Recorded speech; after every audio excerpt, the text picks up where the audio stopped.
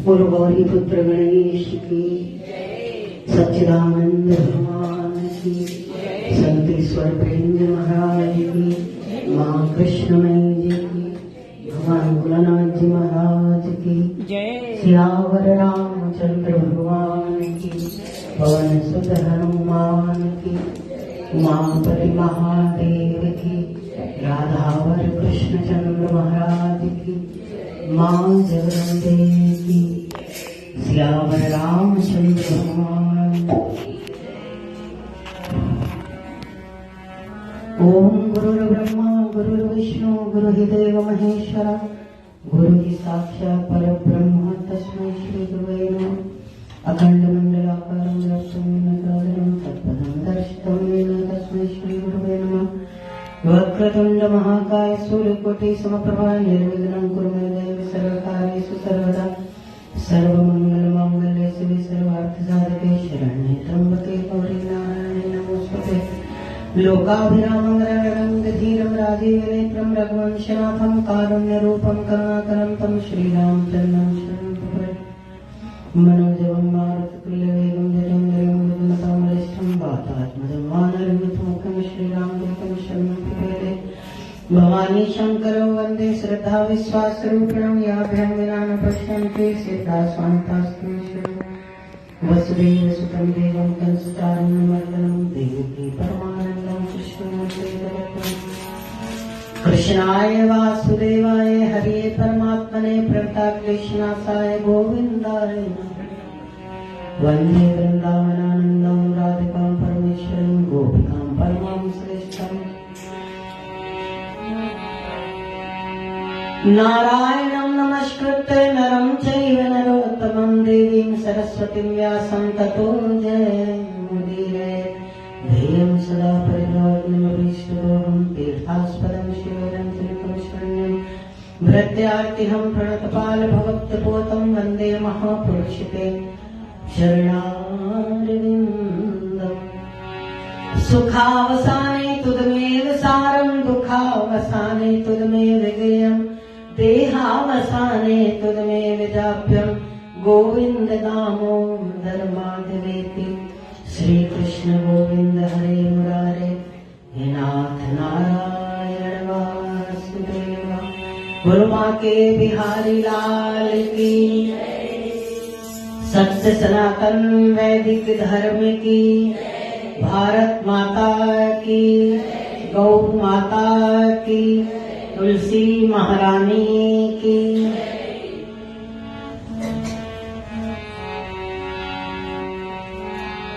ज्योत से ज्योत जगा दो राम, अपना दास बना लो राम।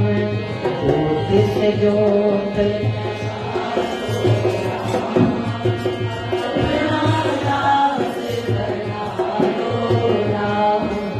ज्योत से ज्योत जगा दो राम, अपना दास बना लो राम। ज्योत से ज्योत जगा दो राम, अपना दास बना लो राम। अपना दास बना लो राम, अपना दास बना लो राम। अपना दास बना लो राम, अपना दास बना लो राम। श्री राम जय राम जय जय राम। श्री राम जय राम जय जय राम। श्री राम जय राम जय जय राम। श्री राम जय राम जय जय राम। हाँ श्री राम जय राम जय जय राम। श्री राम जय राम जय जय राम। श्री राम जय राम जय जय राम।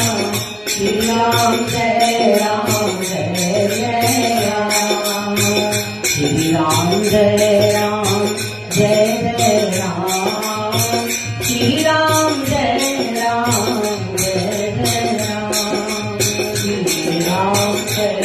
राम जय जय राम, श्री राम जय राम जय जय राम, श्री राम जय राम जय जय राम, श्री राम जय राम जय जय राम।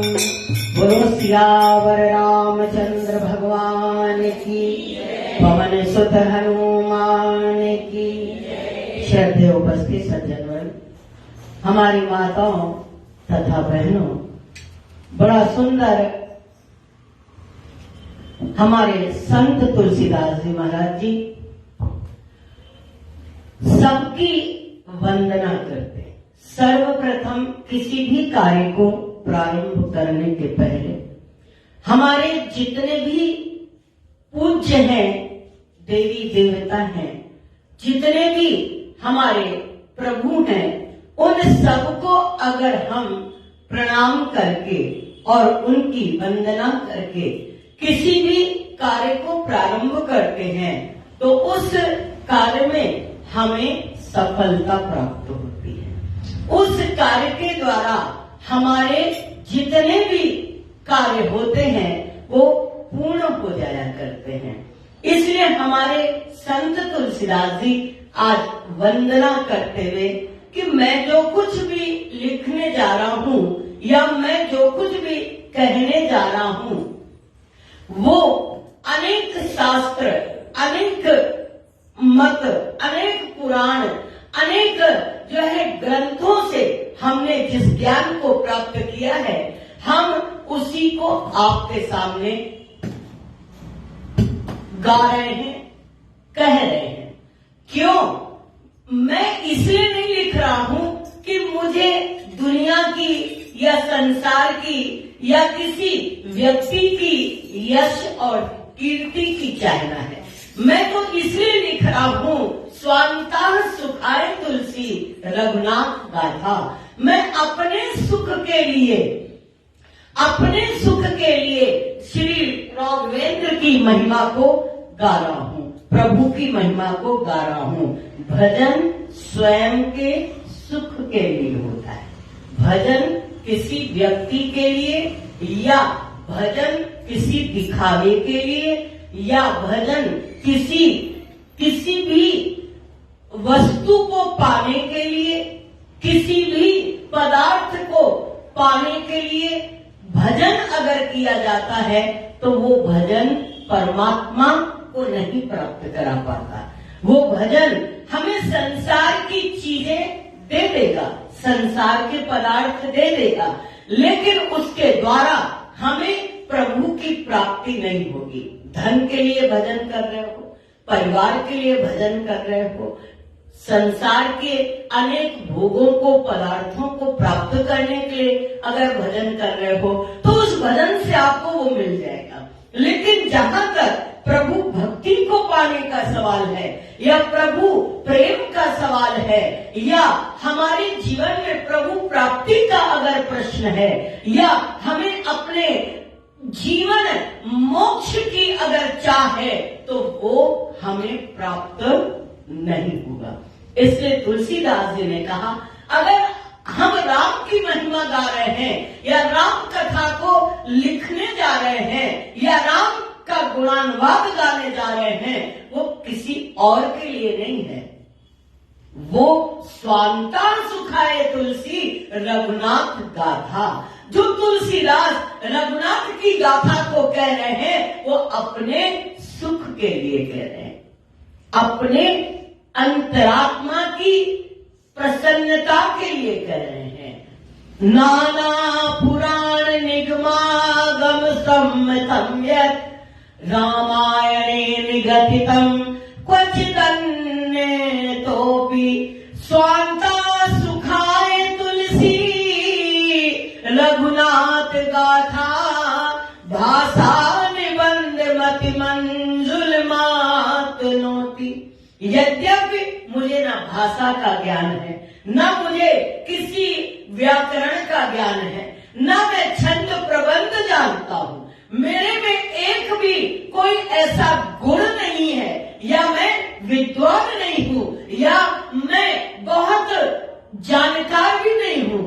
ये मेरा उनके श्री चरणों का अनुराग है, उनके श्री चरणों की हमारे जीवन में उनका प्रेम है, जो मैं उनकी गाथा को, उनकी महिमा को गा रहा हूं। सर्वप्रथम हम गणेश जी का ध्यान करते हैं।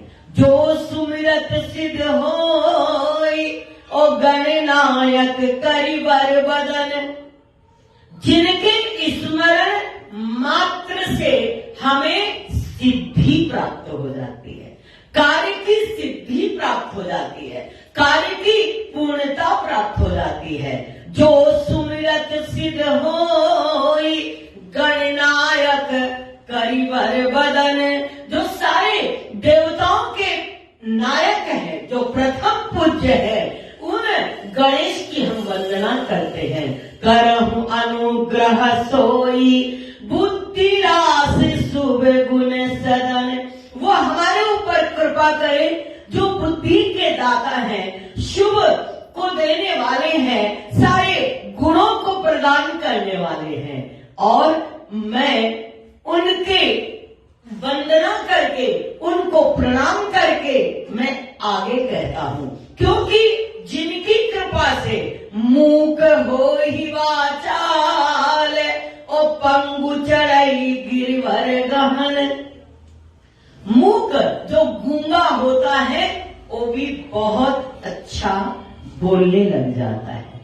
मूक 4 प्रकार के होते हैं। आप जितने लोग लेट आ रहे हैं ये 100 रुपए निकाल के रखेंगे, ये सब 100 रुपए निकाल के रखेंगे। क्यों? मतलब आप 2 दिन तो बड़े चुस्त रहे और आज आप सुस्त हो गए। ये दिखाती है कि आपके अंदर कितनी लगन, कितनी लगन है कथा सुनने की, वो भी गुरु जी की कथा।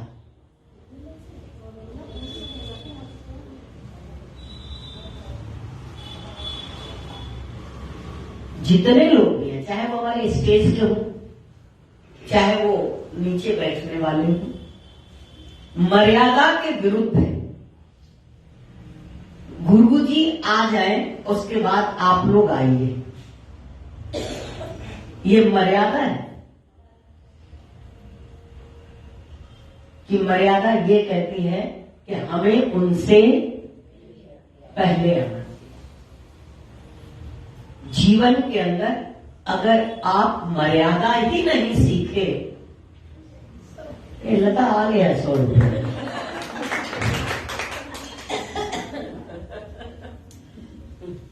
सही है। 100 रुपए की हमें जरूरत नहीं है, हमें केवल आपको सिखाना है। 100 रुपए हमें नहीं चाहिए। ऐसा नहीं आप सोचेगा कि हम, कई लोग ऐसे होते हैं 100 रुपया रोज रख दिया करेंगे, जाया लेट करेंगे, है ना? तो ऐसा भी नहीं करना।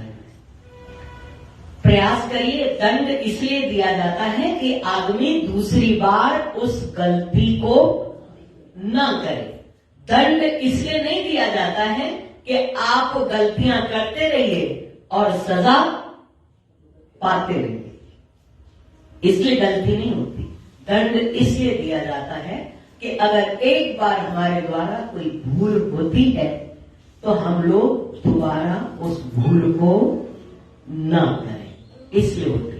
क्योंकि हम जिस दरबार में रहे हैं अपने पूज्य गुरुदेव भगवान ईश्वर प्रेम जी महाराज जी, यद्यपि हम लोगों से बहुत स्नेह, बहुत प्यार, बहुत दुलार, लेकिन मर्यादा की जगह पे मर्यादा थी। प्रेम का अर्थ ये नहीं होता है कि हम लोग मनमाना आचरण करने लग जाए। अरे गुरुजी तो हैं, अरे गुरुजी कुछ कहेंगे थोड़ी नहीं, और कहेंगे भी तो हम उसका कोई हमारे ऊपर असर नहीं। अगर असर होना खत्म हो गया, जिस दवा का असर खत्म हो जाएगा वो आपको फायदा करेगी। जिस दवा का असर खत्म हो जाएगा वो आपको फायदा करेगी? नहीं करेगी। भाई दवा का असर ही नहीं हो रहा है, क्या करें? दवा तो बहुत खा रहे हैं लेकिन दवा का असर नहीं हो रहा है, तो आप क्या करें? दवा बदल लो। इसलिए अपने जीवन में हमें इन मर्यादाओं का ख्याल रखना चाहिए। हमारे पूज्य गुरुदेव भगवान, हम लोग तो फिर भी थोड़े मनमाने थे, लेकिन हमारे गुरुदेव भगवान अपने महाराज जी के आगे कभी जुबान नहीं खोला, कभी आंख नहीं उठाई, कभी सर नहीं उठाया। ये मेरी आंखों देखी हुई बात है। भगवान भोलानाथ जी के दरबार में जब गए तो महाराज जी हमारे इतने लंबे चौड़े, और जब महाराज जी के सामने पहुंचे तो ये सर उनका घुटने को छू रहा था, इतना झुक करके बैठे थे। ये जो जितनी मर्यादा को रखेगा वो उतना ही अपने जीवन में प्राप्त करेगा, क्योंकि प्राप्ति के लिए केवल कृपा करिए, कृपा करिए, कृपा करिए, कृपा नहीं होती है। उसके लिए हमें पात्रता चाहिए। कृपा उसी के ऊपर होती है जो कृपा का पात्र होता है। अगर पात्र कृपा का नहीं है, आपको बर्तन ना हो और पानी डाल दिया जाए, दूध डाल दिया जाए, अमृत डाल दिया जाए, तो वो क्या होगा? सब बह जाएगा, उसका कोई अर्थ ही नहीं। इसलिए पहले पात्र बनो, फिर कृपा भगवान से मांगो कि आप हम पर कृपा करिए, है ना? तब वो आपके जीवन में ठहराव लाएगा, आपके जीवन में परिवर्तन लाएगा। रामचरितमानस के अंदर कहते हैं कि जब गुरु की कृपा होती है, प्रभु की कृपा होती है, तो मूक हो ही वाचाल और पंगु चढ़ई गिरिवर गहने, जासु कृपा सुदयाल, जासु कृपा सुदयाल, द्रवम सकले कलिमल हरण। कलयुग के सारे दोषों को, विकारों को दूर करके आप हमारे ऊपर कृपा करें, और जब उनकी कृपा होती है तो गूंगा बहुत अच्छा बोलने लगता है। 4 प्रकार के मूक होते हैं। पहला मूक होता है मूक। मूक मतलब गूंगा, जो बोलना नहीं जानता। वचन मूक होता है, उसको कहते हैं वचन मूक है। कोई वचन नहीं निकलता, गूंगा होता है। प्रकृति की कुछ ऐसी मार होती है, कुछ प्रकृति की ऐसी इच्छा होती है कि वो अपने जीवन में कुछ बोल सकते ही नहीं। सोचिए कितनी कितनी घुटन होती होगी। आप थोड़ा सा अंदाज लगाओ कि जो बोल ना पाता। कई लोगों की मृत्यु के समय वाणी मौन हो जाती है। अब वो बोलना चाहता है, कुछ कहना चाहता है, लेकिन वो कुछ कर ही नहीं पा रहे, बोल ही नहीं पा रहे। कितनी पीड़ा होती होगी। अभी तो हम लोग बहुत बोल रहे हैं, तो हमको उनकी पीड़ा का ज्ञान नहीं होता। आंखों से आंसू निकलते रहते हैं, कुछ इशारे करते रहते हैं, लेकिन फिर भी कुछ समझ नहीं पाते। तो वचन मूक होते हैं, दूसरे अज्ञान मूक होते हैं। अज्ञान मूक वो है जिनको कुछ ज्ञान ही नहीं। क्या करना, कैसे उठना, कैसे बैठना, कैसे बोलना, कैसे व्यवहार करना, कहां हम उचित कर रहे हैं, कहां हम अनुचित कर रहे हैं, उनको इसका ज्ञान ही नहीं है। अज्ञान मूक उनका नाम है? वो अज्ञानी है। कई लोग अपने बड़ों के सामने, बुजुर्गों के सामने, भगवान के सामने, अपने गुरु के सामने मर्यादा के विरुद्ध कार्य कर देते हैं। भगवान के आगे खड़े होके बात नहीं करना चाहिए, भगवान के आगे खड़े होके जोर जोर से बोलना नहीं चाहिए, भगवान के आगे पीठ करके खड़े नहीं होना चाहिए, भगवान के आगे छींकना नहीं चाहिए, भगवान के आगे खांसना नहीं चाहिए, भगवान के आगे है कभी भी 64 अपराध है जो हमें भगवान के आगे नहीं करना चाहिए। उनके सामने पैर पसार के बैठना नहीं चाहिए, उनके सामने कभी ऊंचे सिंहासन पर नहीं विराजमान होना चाहिए। कभी भी हमें गलत बात नहीं करनी चाहिए। कितने विकार हैं, कितने जो हमारे द्वारा जाने अनजाने में हमसे अपराध होते। हम सोचते अरे भगवान करे पीठ करके खड़े हो गए, गुरु जी बैठे अपना बातों में लगे, गुरु जी बैठे नहीं, मर्यादा नहीं है। ये आपके जीवन में आपको है अपराधिक सिद्ध करेगा। इसको कहते हैं अज्ञान मूक, कि हमारे जीवन में वो ज्ञान नहीं है कि हमें क्या करना चाहिए और क्या बोलना चाहिए। तीसरे होते हैं धर्म मूक। धर्म मूक, जिनको अपने धर्म का ज्ञान नहीं है कि हमारा धर्म क्या है।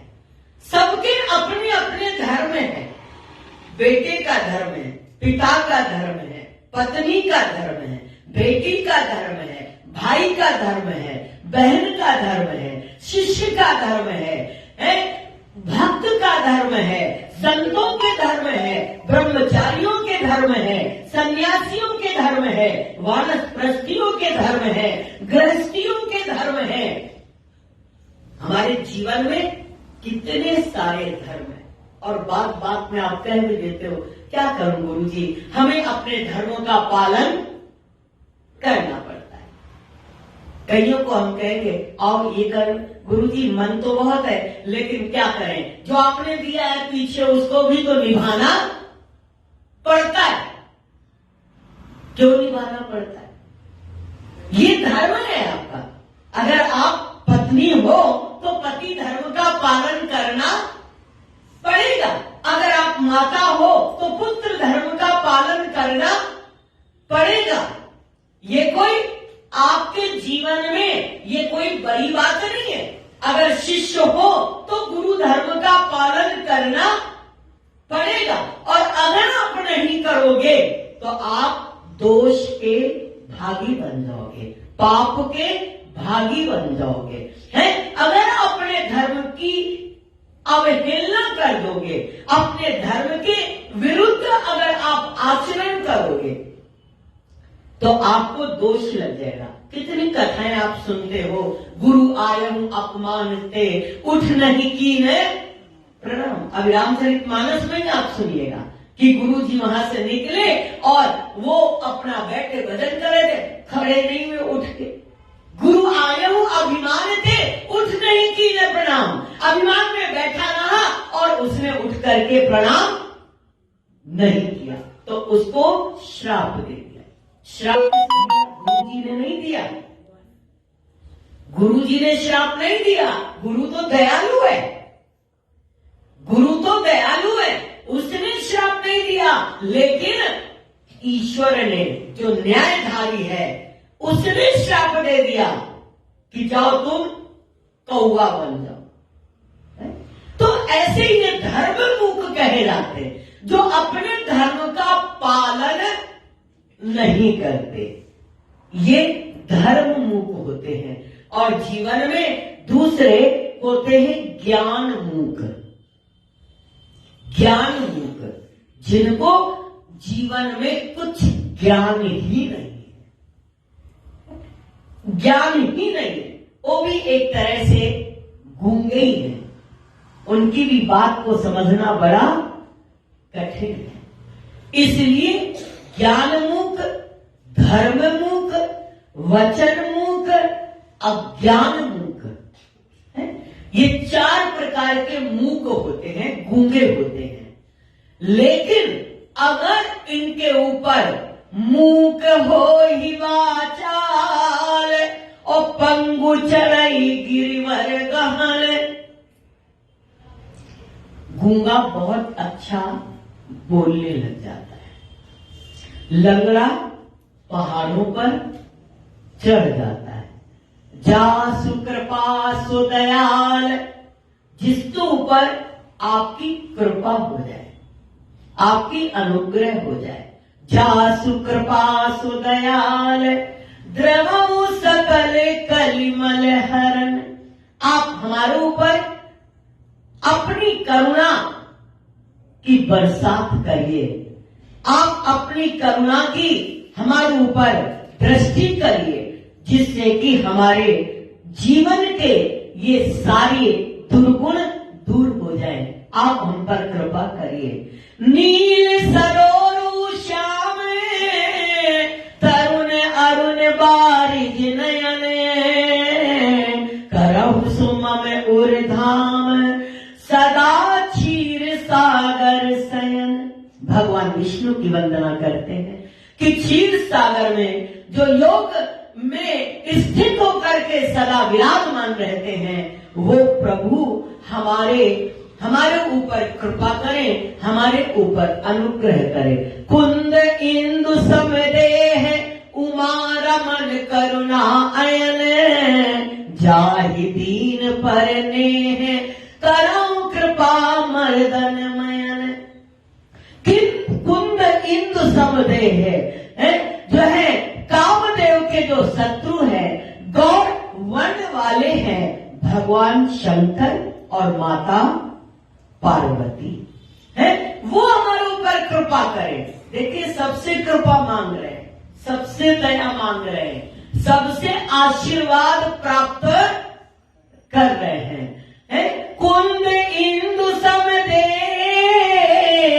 उमा रमन करुणा अयन, जाहि दीन पर नेह करौ कृपा मर्दन मयन।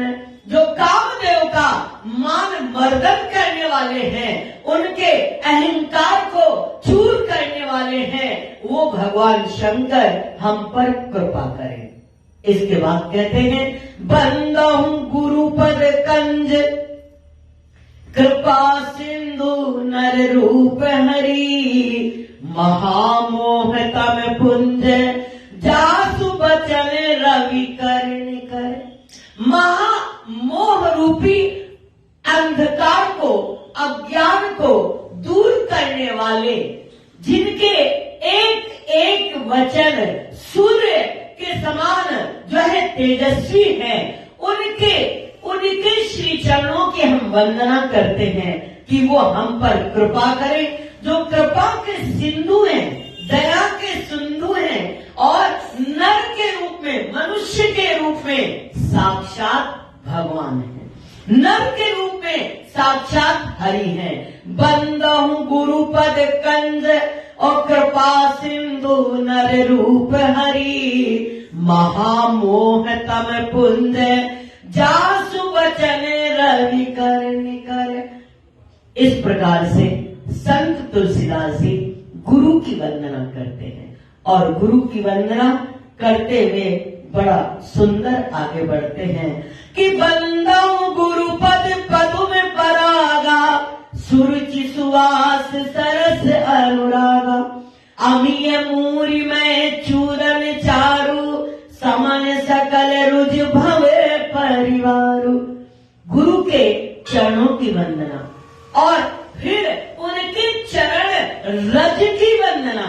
जो एक बार उनके चरणों की रज हमारे मस्तक पर लग जाती है तो हमारा जीवन सफल हो जाता है। बड़ा सुंदर का है, ढूंढे देश विदेश, ढूंढे देश विदेश में घर हर हीरा की घर हीरा की खान, ढूंढे देश विदेश में घर हीरा की खान, सतगुर बिन को खान की करवावे पहचान। हमारे घर में हीरा रखा है, लेकिन हम देश विदेश में ढूंढ रहे हैं, और सतगुरु के बिना उसकी कोई भी पहचान नहीं करा सकता है। जागर गुरु की भक्ति नहीं, संत नहीं मेहमान, ताघर जन्म जब डेरा किया, जीवन भय मसान। जिस घर में गुरु की भक्ति नहीं है, संत का सम्मान नहीं है, मेहमान का आना और जाना नहीं है, वो घर क्या होता है? उस घर में यमराज का डेरा होता है, और वो घर शमशान के समान होता है। जहां गुरु भक्ति ना हो, संतों का आना जाना ना हो, और साथ ही साथ है मेहमान, अरे भैया उनके घर कौन जाए, कौन जाए? ना उनके घर नहीं जाएंगे। अगर ऐसी भावना आपके घर में आने वालों की बन जाए, इनके घर नहीं जाएंगे, उसके घर कहो तो हम चले जाएंगे, लेकिन इनके घर नहीं जाएंगे। कईयों के घरों में हम लोग जाना पसंद नहीं करते हैं, और कईयों के घर बड़े हंस के जाते, वो ना भी बुलाए तो भी हम उसके घर चले जाते। किसके घर हम चले जाते? जो हंस के हमारा सम्मान करता है, गले मिलता है, अरे बड़ी खुशी हो रही, बड़ी खुशी हो रही, आप आ गए। एक आते, आओ अच्छा बैठ। अब उसको अच्छा तो नहीं लगा, थोड़ी देर तो अंदर कमरे में ही 10 मिनट बैठा रहेगा, अपने आप ही ये बोर होके चला जाए। ऐसा भी व्यवहार लोग करते हैं, खुद ही उठ के चला जाए। हमको कहने की अपमान इतना कर देते, कुछ 2-4 सुना देते। तो जहां गुरु भक्ति ना हो, संतों का आगमन ना हो, और जहां अतिथि भी, मेहमान भी जाने के लिए तैयार ना हो, वो घर यमराज का घर होता है, और उस घर को मसान कहा जाता है, शमशान कहा जाता है। इसलिए हमें निरंतर अपने घरों के अंदर सत्संग कराइए, गुरु को बुलाइए, संतों का सम्मान करिए। कोई भी मेहमान हो, उसका जरूर जो कुछ भी आपके पास है, उसके द्वारा उसका सत्कार करिए। है आज हमारे तुलसीदास जी बड़ी सुंदर गुरु की वंदना करते हैं। इसके आगे हम पुनः कल आपसे कहेंगे। अब हमारे स्वामी कृष्ण प्रेम जी 10 मिनट आपको अयोध्या जी के विषय में, राम जी के विषय में बताएंगे, और कल यहाँ पर 12 बजे शोभा यात्रा राम कलश अक्षत, राम कलश अक्षत शोभा यात्रा निकलेगी, जो आपने अभी हमने देखा, हम लेकर के आए। ये कलश अयोध्या से आ चुका है, ध्वजा भी आ चुकी है। तो कल हम लोग 12 बजे से 2 बजे तक, 2:30 बजे तक इस यात्रा को निकालेंगे, और आप सभी अगर हिंदू हो तो आ जाना। अगर हिंदू हो तो, और कुछ हो तो अपने घर बैठे रहना है। सबको आना है, बच्चों को भी साथ लाना है, सबको अपने साथ लाना है कि आपको चलना पड़ेगा। ये यात्रा हमारी आपकी नहीं है, ये हमारे जीवन के, हमारे देश के, हम सब के प्राण आधार हैं। अगर राम नहीं तो जीवन में कोई काम नहीं, और ये जीवन भी नहीं। इसलिए हम सबको कल बहुत हर्षोल्लास के साथ में इस सुंदर जो है शोभा यात्रा को निकालेंगे, और हमारा एक एक कदम जो राम के नाम पर हम चलेंगे वो 100 अश्वमेध यज्ञ के समान होगा, है? क्योंकि ये यात्रा राम के नाम की यात्रा है, इसलिए आप सबको चलना है। और उसके पश्चात यहाँ आकर के खिचड़ी का प्रसाद भंडारा सबको मिलेगा। सभी खिचड़ी खा करके और खिचड़ी पकाएंगे। खिचड़ी पकाते भी है ना, है? खाएंगे भी और पकाएंगे भी। आगे अब आप इनसे आप सुन लीजिए और फिर आरती होगी, प्रसाद होगा।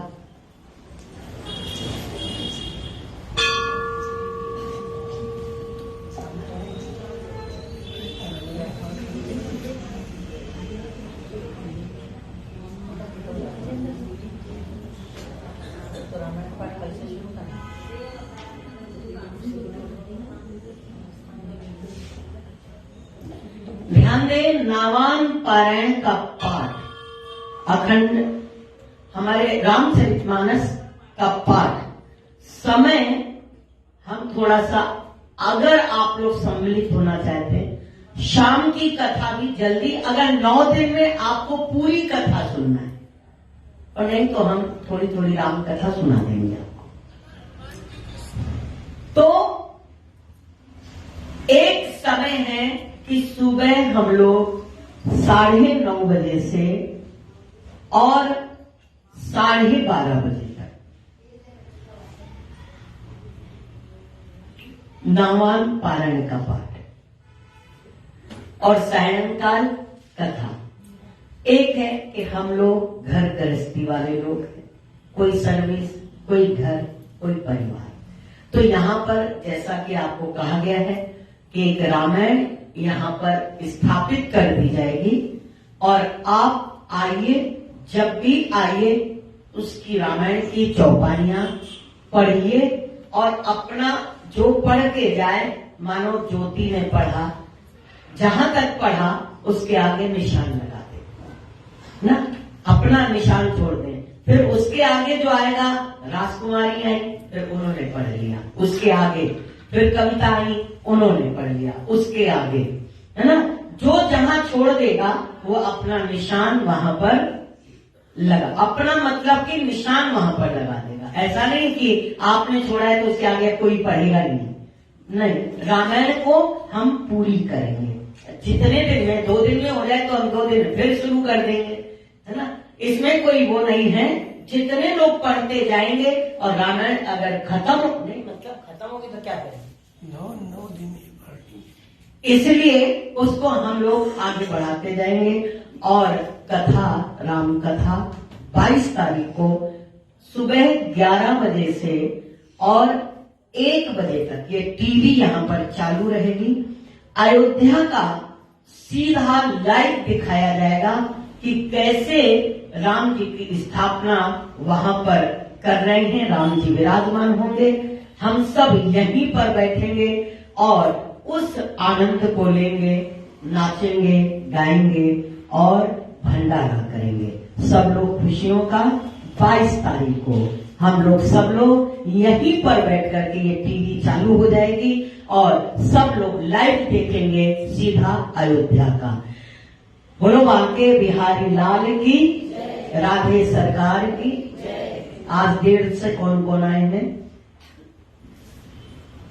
तो आज तो हमारी कमाई बहुत अच्छी है। कौन कौन आए हैं 1:30 से? लता तो बेचारी भर गई।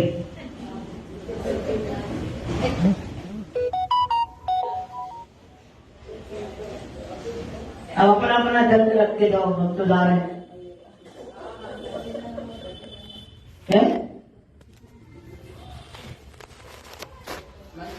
हाँ, मंजूर तो करना ही पड़ेगा।